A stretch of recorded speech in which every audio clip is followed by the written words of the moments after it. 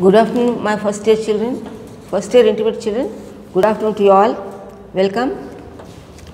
कल जो पाठ पढ़ से याद है, मैं तो नहीं समझती कि जब तुम क्लास में रहते तो मेरे पाठ सुन के घर जाकर पढ़ते थे या सुनते थे, पर अब तो मेरे हम लोग पर्दे के पीछे हैं।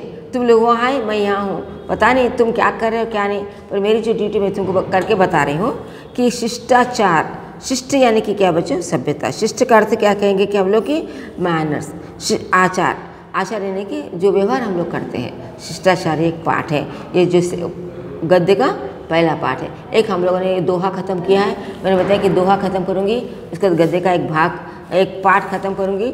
उसके बाद से एक कविता जो आधुनिक कविता है उसको मैं ख़त्म करने की कोशिश करूँगी। उसके बाद नॉन डिटेल, जरा नॉन डिटेल में लेसन ज़्यादा है, 6 लेसन है, तो इसको जो गद्य भाग के पाठ है उसको थोड़ा समय लगेगा, पर जो नॉन डिटेल के है उसको मैं ज़रा जल्दी शॉर्ट में बताने की कोशिश करूँ, उसमें पढ़ूँगी नहीं। ये जो गद्य के भाग है उसको थोड़ा पढ़ूँगी क्योंकि संदर्भ में आ सकते हैं। तो आज मैं थोड़ा सा इस पाठ का क्या कहेंगे कि लेखक का परिचय तुमको देना चाहती हूँ। इसके लेखक है रामज्ञा द्विवेदी समीर। किताब खरीदने की कोशिश करो, किताब खोलकर देखने की कोशिश करो। रामज्ञा द्विवेदी समीर का जन्म सन 1902 में अगलिया जिला फैज़ाबाद उत्तर प्रदेश में हुआ था। उत्तर प्रदेश का नाम याद रखो, आलिया उसका नाम छोड़ दो उसको। और 1902 में इनका जन्म हुआ था। समीर इनका उपनाम है। लोग क्या करते हैं, एक अपना जैसे किसी का नाम हो जाता है राजा, तो माँ उसको क्या करते प्यार से सोनू, मोनू, गुड्डू, लड्डू जो पुकारते, वैसे उन्होंने अपना जो उपनाम रख लिया है समीर। तो इसका जन्म फैज़ाबाद का है, उत्तर प्रदेश में, यहाँ इनका जन्म हुआ था 1902। सीतापुर के मूल निवासी थे। सीतापुर एक छोटे से गांव है, वहाँ पर ये असल में वहाँ के रहने वाले थे। वे समीर उपनाम से साहित्यिक रचनाएं करते थे। इनका सबसे बड़ा योगदान अवधी भाषा निर्मित अवधी शब्दकोश था।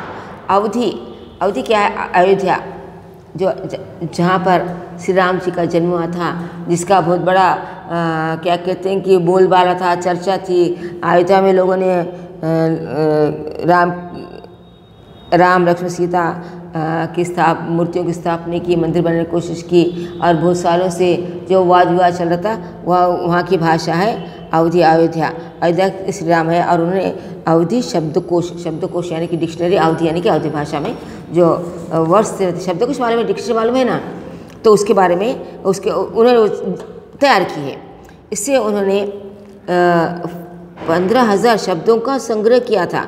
और इस डिक्शनरी में 15,000 वर्ड्स है, जिसको जो वर्ड जो है हिंदी या अवधी अलग भाषा है, हिंदी खड़ी बोली है, ब्रज अलग भाषा है, मैथिली अलग भाषा है, बिहारी अलग भाषा है। तो इन अलग अलग भाषाओं में इस शब्द का अर्थ क्या होता है? अलग अलग भाषा में अलग अलग प्रांत के लोग क्या करते हैं, अलग अलग भाषा में ना उस शब्द को, उसका अर्थ एक ही होता है, पर उसके लिए अलग अलग शब्दों का प्रयोग करते हैं। जैसे कि हम लोग यहाँ पर कहते हैं कि समझो सपोटा जो है वर्ड, सबको मालूम सपोटा। थोड़े लोग क्या करते हैं, सपोटा कहते हैं चिकू। हम लोग जाम कहते हैं, जाम यानी कि गोवा, यानी कि थोड़े लोग क्या कहते हैं अमरूद कहते हैं, थोड़े लोग क्या कहते हैं उसको बिही कहते हैं। तो हम लोग दाल, जो तुअर की दाल होती है, इस तुअर की दाल को हम लोग क्या कहते हैं, तुअर की दाल कहते हैं। तेलुगु में इसको आई डोंट नो समथिंग, पप्पू दाल को पप्पू कहते हैं। और अलग अलग दूसरे उत्तर प्रदेश वगैरह यहाँ पर इसको क्या कहते हैं, तुअर की दाल नहीं कहते, इसको अरहर की दाल कहते हैं। तो ऐसे जो शब्द होते हैं, तो उस शब्द को अवधी भाषा में जो शब्द निकाल कर उन्होंने अलग अलग भाषा में इसका अर्थ बताया है, शब्दकोश अर्थ बताया है। ऐसे 15,000 शब्द उन्होंने अपने डिक्शनरी में लिखे हैं। ये इनके अलग से डिक्शनरी है। ज़्यादातर हम लोग डिक्शनरी का प्रयोग क्या करते हैं, Hindi to English, English to Hindi, but उसमें देखते हैं। पर उन्होंने क्या, अवधी को समझो, उन्होंने हिंदी में शब्द का अर्थ बताया होगा, उसके अलग अलग अर्थ किन के भाषा में होते हैं, कैसे होते हैं, इसका अर्थ क्या होता है, ये इसमें बताने की कोशिश की होगी। इसमें उन्होंने इनका प्रकाशन हिंदी साहित्य के प्रसिद्ध प्रकाशक हिंदुस्तानी अकेडमी इलाहाबाद में सन 1955 में किया था। और इन्होंने इसको पब्लिश किया था। उस एकेडमी का नाम है हिंदुस्तानी एकेडमी, और जो इलाहाबाद में है। हिंदी के शब्द भंडार की समृद्ध करने की दृष्टि से उन्होंने अवधि शब्दकोश का निर्माण किया। अगर मैं बात कहूँ तो बच्चों, तुम लोग भी जो है, हिंदी है, तेलुगु है, ये हमारी क्या लैंग्वेज है, सेकेंड लैंग्वेज जिसको कहा जाता है। हम लोग क्या करते हैं, इंग्लिश को ज़्यादा इंपॉर्टेंस देते हैं, इंग्लिश शब्दों पर ज़्यादा इंपॉर्टेंस देते हैं। हिंदी के शब्दों पर, हिंदी की भाषा को, अपनी भाषा को, अपनी तेलुगु भाषा को हम लोग क्या करते हैं, क्या है हिंदी, अरे मेरे को आता है, तुम लोग ध्यान नहीं देते। जहाँ के मैथ्स को, अलग सब्जेक्ट्स को, अपना अलग ऑप्शन को तुम लोग क्या करते हैं, बराबर जाते हैं, अटेंड करते हैं। हिंदी तुम पढ़ते हैं, हाँ मैं पढ़ लिया भाई, आता भाई, ईजिली टेक ईजिली। तो ये ईजी नहीं होना, हमारी भाषा को भी इम्पोर्टेंस देना चाहिए, इसका उसको महत्व देना चाहिए। इसलिए अभी जैसे मैंने बताया कि हिंदी के भाषा के अलग अलग क्या है, प्रकार, इनके पार्ट्स हैं। जैसे अवध में होती है, इसलिए अवधि। अब तेलंगाना की जो भाषा है, तेलंगाना की जो हिंदी भाषा है, ये दक्षिणी भाषा है। इसके अंदर शुद्ध भाषा नहीं होती है। दिल्ली की भाषा जो शुद्ध भाषा होती है, इसके अंदर क्या अलग अलग भाषा मिक्स हो जाके उस अलग अलग भाषा के लोग अलग अलग प्रकार से प्रयोग करती है। बताया है। जब रास्ते की बात है हम लोग कर रहे हैं, चांद की बात हम लोग कर रहे हैं, रास्ता हम लोग कहते हैं, वे राहगीर वगैरह।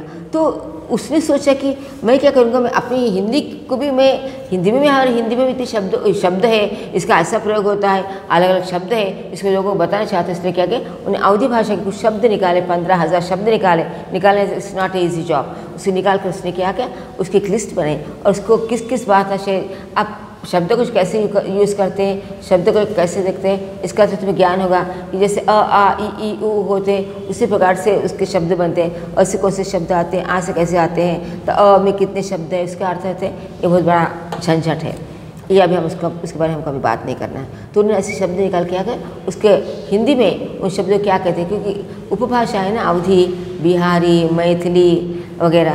तो इन भाषाओं में उसने क्या किया, उन अवधी भाषा को निकाल कर इसको हिंदी में ये कहते हैं, इसका अर्थ हिंदी में ये होता है, ऐसे उन्होंने बताने की कोशिश की है।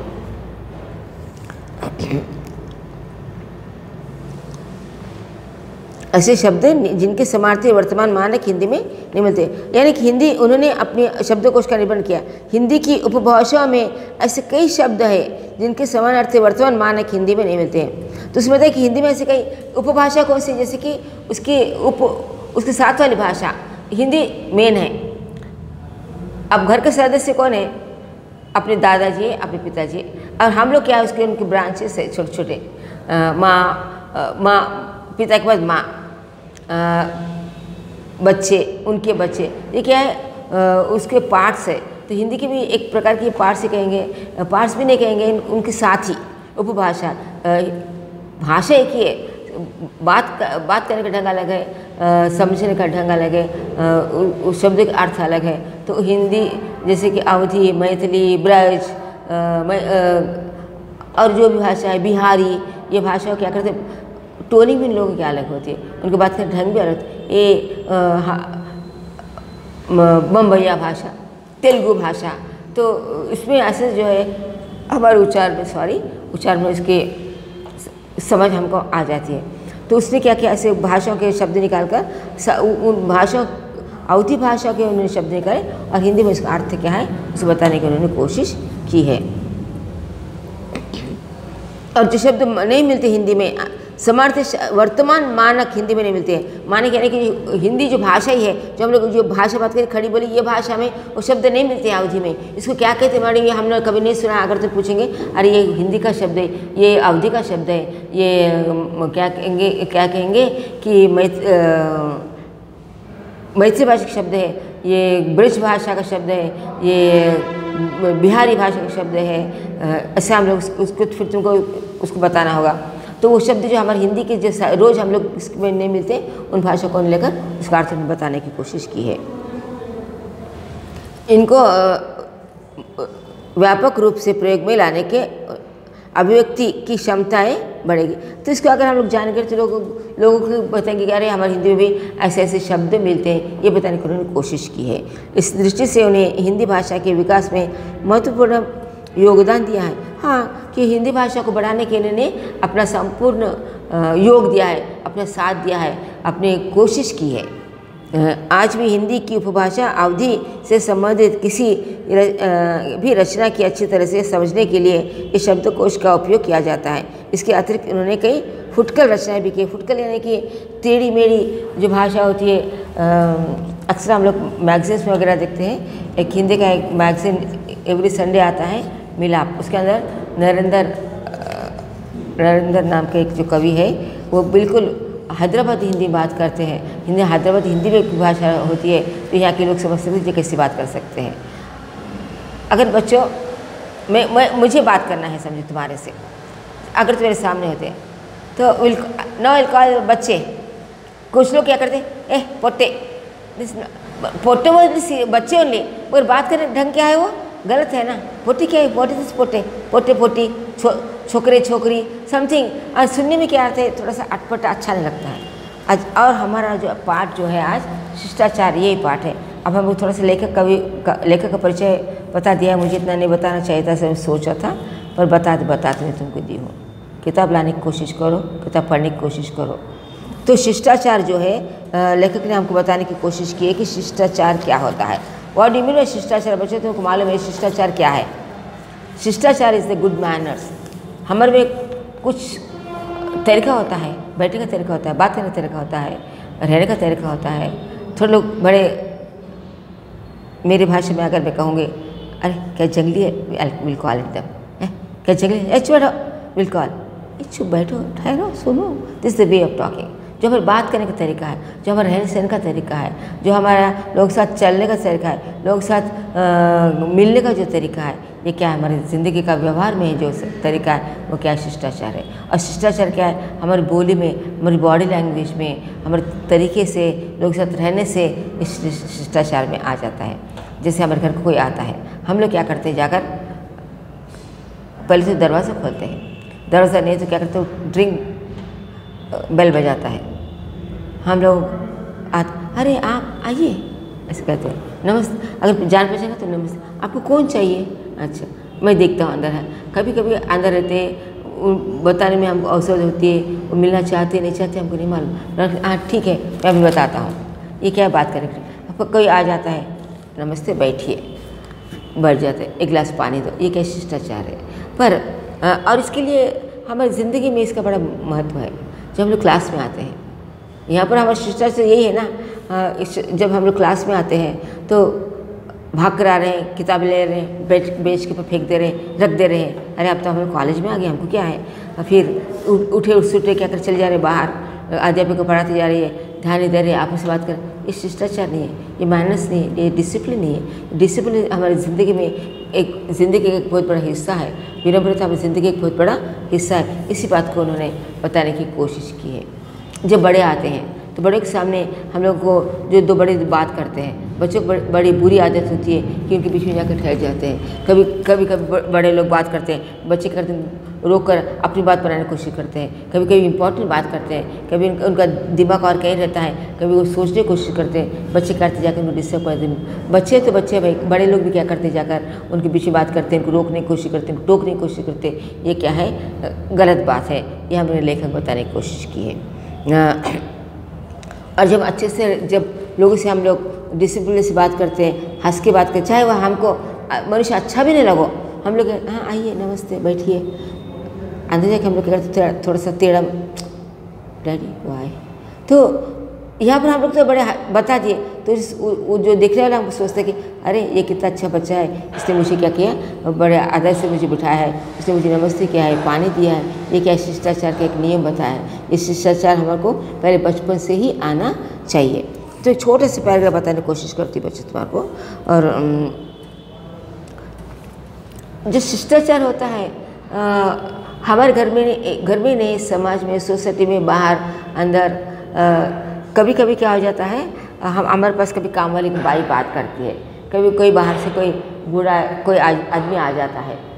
अक्सर मैंने आजकल पुराने सीरियल देखती हूँ, सो कभी थोड़े मराठी सीरियल होते हैं, थोड़े हिंदी होते हैं। तो जो बुजुर्ग लोग होते हैं, we are not in relationship with them, वो हमारे दादा काका बाबा नहीं है, उनकी एज के अनुसार हम लोग क्या करते हैं, उनकी बात करते हैं। तो जैसे अगर कोई आ जाता है तो आजकल तो क्या चल रहा है सीज़न, अंकल आंटी, अंकल आइए, आंटी आइए। वो चाहे वो माँ की बहन हो, पिता की बहन हो, बाहर वाली हो, अंदर वाली, सब आजू बाजू सब अंकल और आंटी हो जाते हैं आजकल। पर जो रिश्ता जो हमारी हिंदी भाषा में, जैसे कि माँ की बहन है मौसी, हम लोग बड़ी अम्मा छोटी अम्मा से भी नहीं कहते, मौसी हो जाती है। तो जब मौसी आती है, माँ का भाई होता है मामा, माँ के पिताजी होते हैं नाना, माँ की माँ होती है नानी, हमारे पिताजी के पिताजी होते हैं दादा, दादाजी, दादी जी, बुआ जी, ऐसा होता है ना रिश्ता, दीदी, जिया जी, ये हमारे रिश्ते हैं। तो इस रिश्ते से अगर हम लोग बात करेंगे, आजकल क्या है, कोई भी आ गया, आयरा गहरा कोई भी आ गया, अंकल आंटी, अंकल, चाहे वो बड़ा हो छोटा, हम लोग नहीं बोलते। पर जैसे बुजुर्ग जो होते हैं, जो एज के हिसाब से अगर हमसे बात करें ना, वो लोग बड़े खुश हो जाते हैं, हमको आशीर्वाद देते हैं।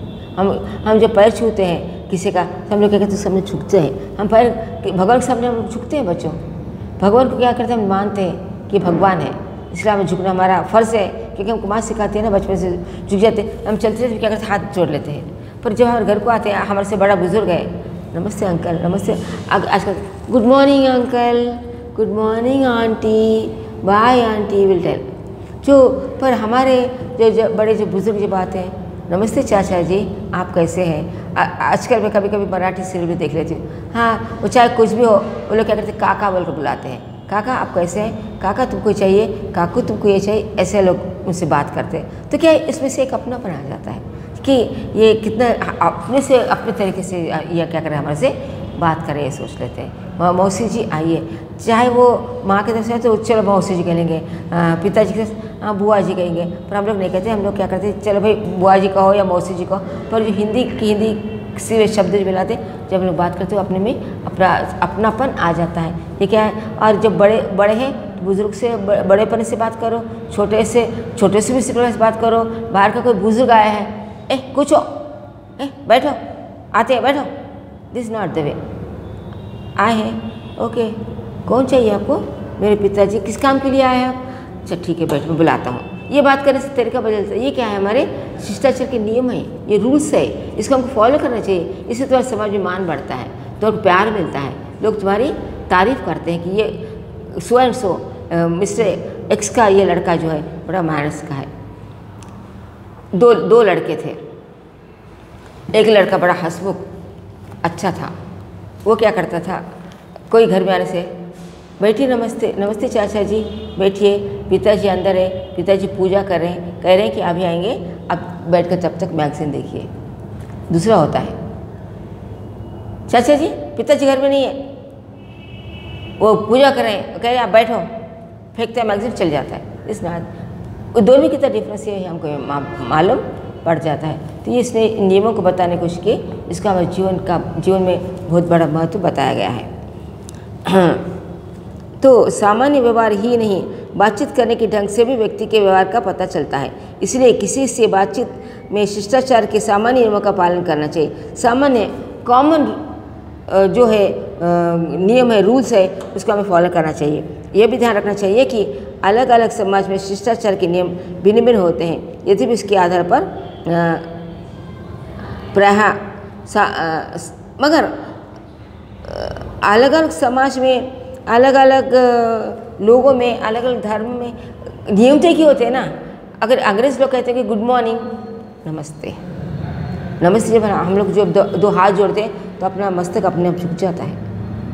अगर हम लोग यहाँ पर मैं नियम की तो बात नहीं करें, जैसे हम लोग मंदिर में जाते हैं, चाहे कोई भी मंदिर में जाओ, हम हिंदू मंदिर में जाते हैं, मुस्लिम मस्जिद में जाते हैं नमाज़ पढ़ने के लिए, और क्रिश्चियन तो चर्च में जाते हैं।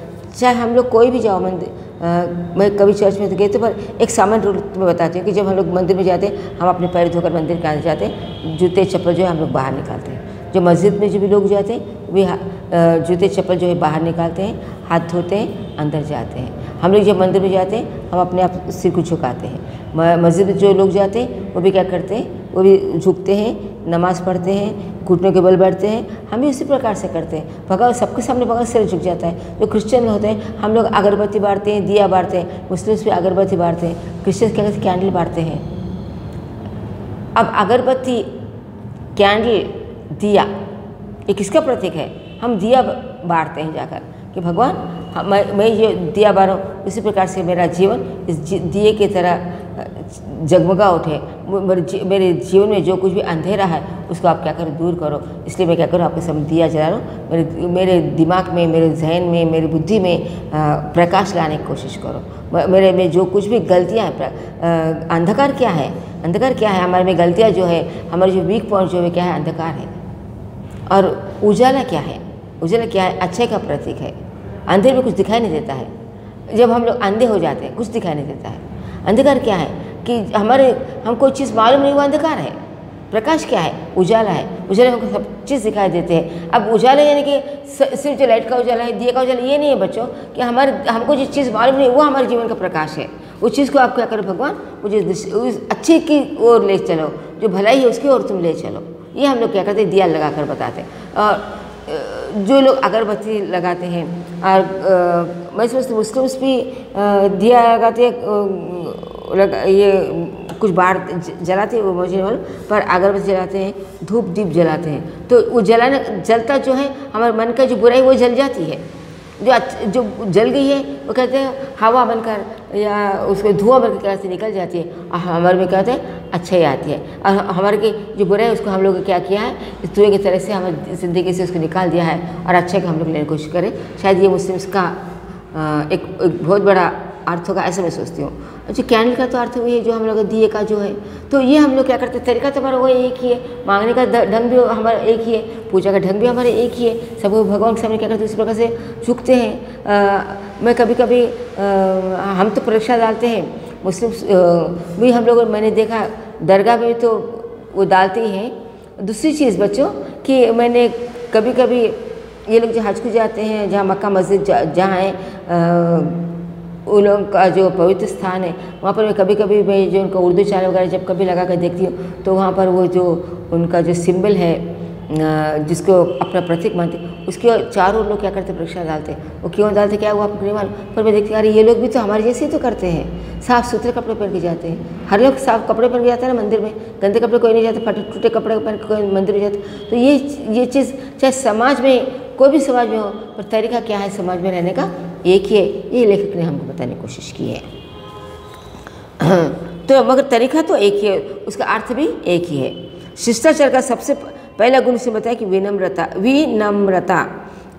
विनय, विद्या विनय शोभते, विनय रहना चाहिए। तुम चाहे खूब भी पढ़े लिखे हो, पर तुम्हारी नम्रता नहीं है, बात करने ढंग नहीं है। शिष्टाचार का पहला नियम है नम्रता, क्योंकि हमको बड़ों के साथ में, छोटों के सामने, हमारी भाषा में हमारे तुलसी का दोहा है कि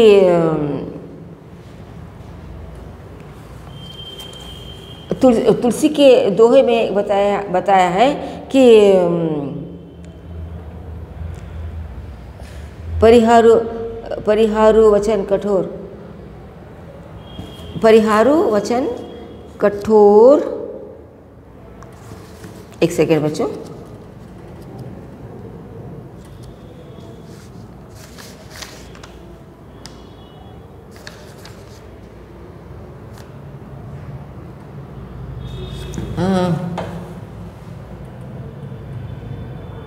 कल बताऊंगी मैं, मुझे याद नहीं आ रहा है वो।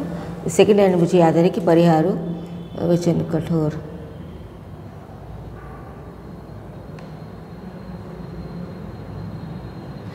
तो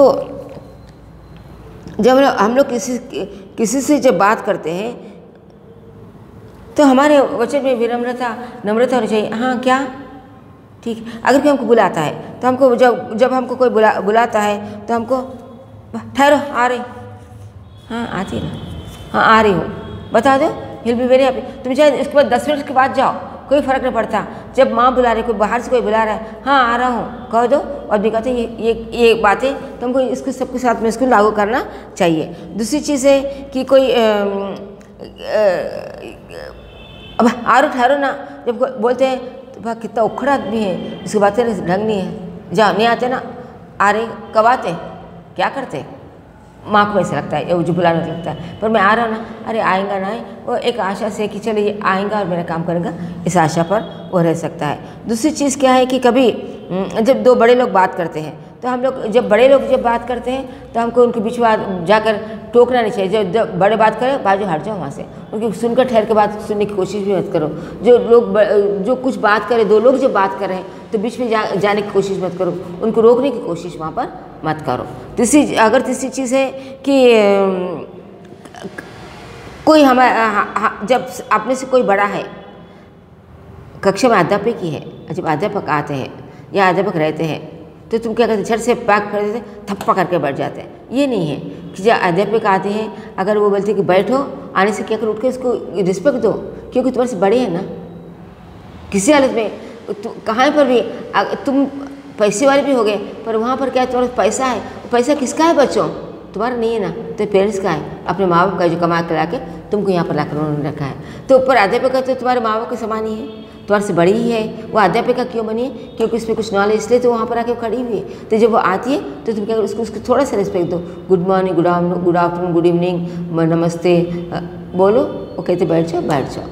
कभी कभी गलती से क्या, कभी कुछ गलती कर देते हैं तो immediately tell sorry, they will feel very happy. कभी कभी हमसे गलती तो एकदम हम लोग बहुत गुस्से, मैं क्या करा, मैं कब बोला जी, ओके बर नहीं तो बोले भाई, ओके मैडम सॉरी बोल दो। उससे क्या हो जाता है, सामने वाला जो इंसान है खुश हो जाता है। हमारी ज़िंदगी में 3 वर्ड्स बड़े इंपॉर्टेंट बच्चों कि एक्सक्यूज़, सॉरी, धन्यवाद, और माफ़ कर दो,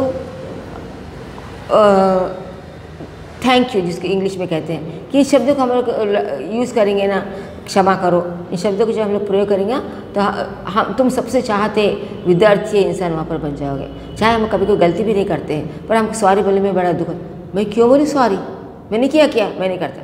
अगर किसी ने समझो, अभी कोई बच्चा गलती भी कर देता है, अब मैं भी अध्यापक हूँ, सबसे बड़ा शब्द हो जाता है कि क्षमा, उसको क्षमा कर दो। मेरे पास कभी कभी पेरेंट्स आते हैं तो मैं क्या करती हूँ, लोगों को बताती हूँ, मैडम मेरा बच्चा कैसा है, चाहे कभी कभी वो कहता है बड़ा उखड़ होता है, सुनता नहीं है, क्योंकि बच्चे को अलग बच्चों को अलग नहीं सर क्या है आपका बच्चा अच्छा है, क्यों नहीं मैडम, सुनता क्यों नहीं सुनता, थोड़ी देर में सुनेगा, अभी वो बच्चा है। अगर ये बात करते सामने वाले जो इंसान है, जो पेरेंट है, वो भी क्या हो जाता है, खुश हो जाता है। अगर वो उस बच्चे के बारे में अगर वो कहेंगे, क्या जी तुम्हारा बच्चा सुनता नहीं, करता नहीं, पढ़ता नहीं, ये क्या है, ऐसे बच्चे मुझे पसंद नहीं, तो सामने वाले को कितना हर्ट होता है, उसको कितना बुरा लगता है। चाहे उसका बच्चा, उसको मालूम है कि अच्छा नहीं है, तभी उसके आता है वहाँ पर, उसको बुरा लगता है, ये बात होती है। तो इसमें क्या है, हम लोगों को भी इस बातों को सीखना चाहिए। और क्षमा करना मनुष्य का सबसे बड़ा, सबसे अच्छा, सबसे श्रेष्ठ गुण माना जाता है, मैं ऐसा सोचती हूँ। कोई गलती भी करे तो उसको क्षमा कर दो।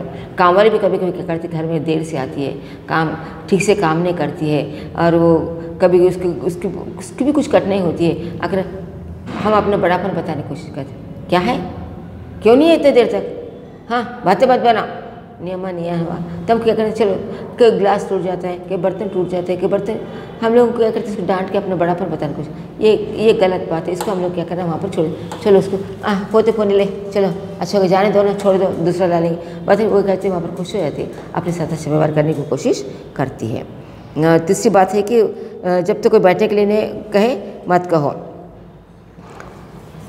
अगर हम लोग कहीं जा रहे हैं और हमारे सामने कोई बुज़ुर्ग है, हम लोग बस में जा रहे हैं, ट्रेन में जा रहे हैं, और वो हमारे साथ खड़ा है, और हम क्या करते हैं, बैठ कर क्या करते हैं, उसको देख के अनजान मार के इधर उधर देखने की कोशिश करते हैं। नहीं बच्चों, जब बुज़ुर्ग है वो चल नहीं सकता, बैठ नहीं सकता, खड़ा नहीं सकता है, उठकर तुम थोड़ी जगह दे दो, वो कितना खुश हो जाता है, खुश तुमको तुम्हारा क्या करता है, आशीर्वाद देता है। और हमको 10 बद्दुआ से एक आशीर्वाद, एक दुआ काम आती है। कब काम आती है, कैसे काम आती है हमको नहीं मालूम, पर कहीं ना कहीं हमको जब हम किसी का अच्छा करेंगे तो हमको क्या है, हमारा अच्छा ही होगा, ये हमको हमेशा सोच लेना चाहिए। कोई औरत है, औरत की इज़्ज़त करो, स्त्रियों की इज़्ज़त करो, उनको सम्मान दो। अगर तुम्हारे आजू बाजू कोई जा रहे तो जो लड़के लोग होते हैं, आजकल हम लोग देखते हैं कि लड़कियों के प्रति, बड़ों के प्रति, स्त्रियों के प्रति बड़े दुर्व्यवहार हो रहा है, दुराचार हो रहा है, तो ये देखकर हमको अच्छा नहीं लगता है कि ये क्या है समाज, ऐसे कैसे समाज है। जो औरत जो है वो औरत कौन है, एक लड़की जो है वह औरत ही है ना, औरत के रूप है ना वो, तो उसको हम लोग क्या करते हैं, हीन दृष्टि से क्यों देखते हैं उसको, क्योंकि जो औरत है, तो माँ भी एक ज़माने में लड़की थी, और बड़ी उनको तो औरत बनी, उसने तुमको जन्म दिया है। जो जन्म देने वाले कौन है, तुम्हारी माँ है। माँ क्या थी, एक ज़माने की वो क्या थी, लड़की थी, तो ये बड़ी हो जाएंगी, ये भी किसी की माँ बनेगी, किसी की बहन रहती है, वो किसी की बेटी हो जाती है, किसी की बहू बन जाती है। हम लोग क्या करते हैं, उसका बुरा व्यवहार करने की कोशिश करते हैं। ऐसे क्यों? ये हमको नहीं करना चाहिए। स्त्रियों को सम्मान करो, ये सबसे बड़ी सीख मैं तुम लोगों को दे रही हूँ। अपने स्त्रियों का, अपने माँ का, अपने बहनों का सम्मान करो। शिष्टाचार का सबसे पहला नियम है, इसको पालन करने की कोशिश करो, ज़िंदगी भर इसको पालो। ओके, धन्यवाद सुनने के लिए।